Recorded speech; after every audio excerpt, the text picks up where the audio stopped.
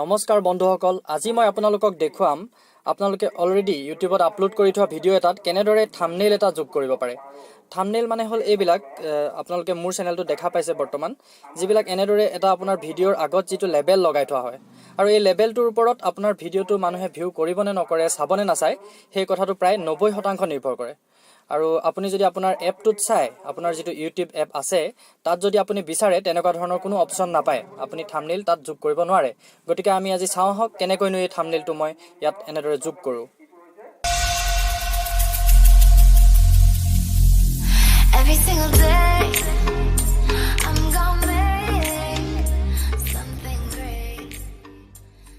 প্ৰথমতে আপুনি আপোনাৰ মোবাইলৰ প্লে ষ্ট'ৰ খোলক।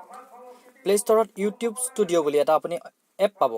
ইউটিউব ষ্টুডিঅ' বুলি চাৰ্চ কৰক আৰু এই এপটো যিটো আপোনালোকে এপ দেখিছে মোৰ স্ক্ৰীনত, সেই এপটো আপোনালোকে ইনষ্টল কৰক। মোৰ যিহেতু ইনষ্টল কৰা আছে, মই অপেন কৰি আপোনালোকক দেখুৱাইছোঁ।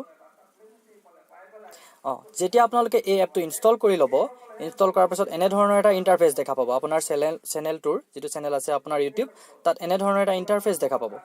তাৰ পাছত তাতে আপুনি আপলোড কৰি থকা ভিডিঅ'বিলাক এনেদৰে দেখা পাব আৰু তাৰ যিটো ভিডিঅ'ত আপুনি আপোনাৰ থাম্বনেইল যোগ কৰিবলৈ বিচাৰিছে, সেই ভিডিঅ'টো ইয়াৰ মাজৰ পৰা চিলেক্ট কৰি লওক।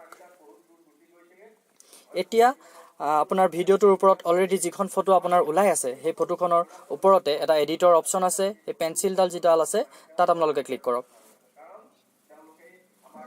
এডিট থাম্বনেইল বুলি ওলাইছে, ক্লিক কৰক।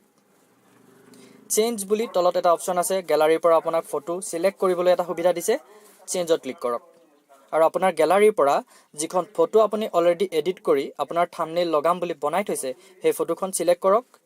চিলেক্ট কৰি ছেভ কৰক। হৈ যাব আপোনাৰ থাম্বনেইল আপডেট।